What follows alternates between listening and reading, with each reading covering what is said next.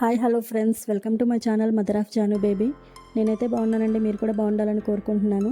ఈరోజైతే పూరి బొంబాయి చట్నీ చేస్తున్నానండి టిఫిన్లోకి. దీనికోసమని 2 గ్లాసుల చిన్న గ్లాసుల చపాతీ పిండిని తీసుకున్నాను. ఎక్కువగా నేను చపాతీ పిండిని యూజ్ చేస్తానండి పూరీలో కూడా. సో మైదా పిండి హెల్త్కి మంచిది కాదు కదా, సో అందుకని ఇదే వాడతాను. ఇది కూడా నెలలో ఎప్పుడో 1-2 సార్లు మాత్రమే వాడుతూ ఉంటానండి ఆయిల్ ఫుడ్ అని.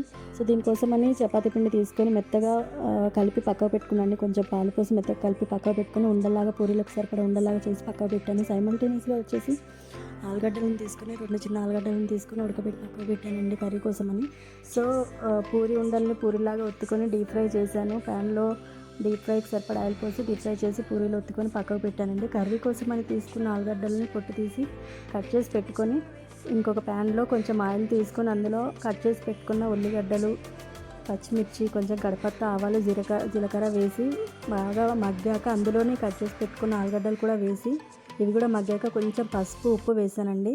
దాంతోపాటు కొంచెం రుచికి సరిపడా కారం కూడా వేసాను. ఇది బాగా మగ్గిపోయినాక దీంట్లో ఏంటంటే కొంచెం ఒక స్పూన్ అంతా శనగపిండి తీసుకోవాలండి. దాన్ని వాటర్లో లంప్స్ లేకుండా కలుపుకొని మగ్గిన మన పూరి కర్రీ ఉంది కదండి, ఆలుగడ్డ కుర్మా, అందులో కలిపి కొంచెం వాటర్ ఎక్కువ పోసి చిన్న మంట మీద పెట్టాలండి. చిన్న మంట మీద ఉడకడం వల్ల ఏంటంటే పచ్చివాసన అంతా పోయి మంచి టేస్ట్ అనేది వస్తుంది. సో పూరి కర్రీ కూడా తయారైపోయిందండి, చూడొచ్చు మీరు వీడియోలో. సో టిఫిన్ కూడా వడ్డించేసానండి, తిన్నారు మా హస్బెండ్, టేస్టీగా ఉందని అన్నారు.